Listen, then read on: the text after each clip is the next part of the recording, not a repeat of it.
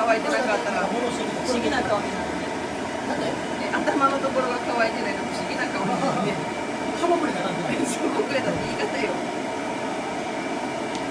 かわいそうなしょぼくれた。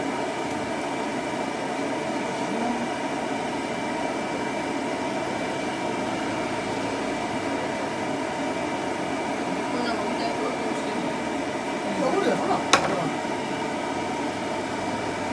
見たから